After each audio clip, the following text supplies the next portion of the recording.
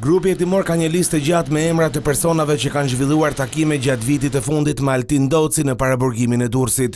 Megjithatë, disa prej tyre konsiderohen kyçe përpasoj po verifikohet aktiviteti i tyre në botën e krimit, si dhe lidhje që kanë patur me të arrestuarin Doci, i cili u kap përpara 6 vitesh me urdhër të SPAK në kuadër të dosjes së bujshme Plumbi Art.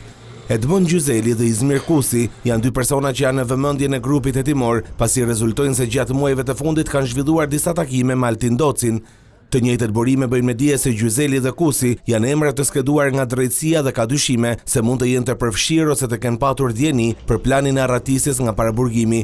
Megjithatë, kjo është deri tani në fazën e hetimeve paraprake, por po punohet për të gjetur prova nëse Gjyseli dhe Kusi janë të përfshirë apo jo. Ende nuk dihet nëse hetuesit kanë arritur që të lokalizojnë për t'i marrë në pyetje.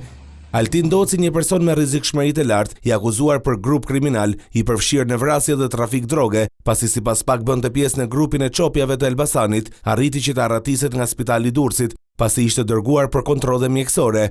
Burgu i Durrësit rezultoi dështuar në masa që duhet të kishte ndërmarrë për shoqërimin e tij drejt Spitalit Rajonal, pasi ai u dërgua vetëm me një ambulancë dhe jo me mjetet e posaçme. Ato e shoqëronin vetëm 2 efektiv për në tualet, të cilët sipas dëshmisë së tyre, Altin Doci i goditi dhe arriti që të arratiset. Jo vetëm kaq, por shkeljet e sigurisë vijonin deri te mungesa e lajmërimit të policisë së Durrësit për të qenë prezent forcat e rende gjatë shoqërimit. Policisë nuk i është kërkuar ndihmë për shoqërimin e të paraburgosurit, një procedurë e detyruar për raste të tilla.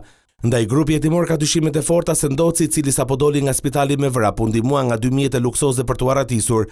Prej disa kohësh kishte nisur planin e tij për arratisjen, ku është ndihmuar nga grupe kriminale.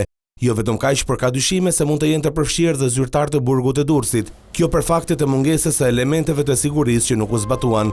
8 zyrtar të burgut, ku përfshihen efektiv dhe stafi mjekësor, u arrestuan me urdhër të prokurorisë, ndërkohë që u shkarkua nga detyra i gjithë zinxhiri komandues menjëherë pas skandalit.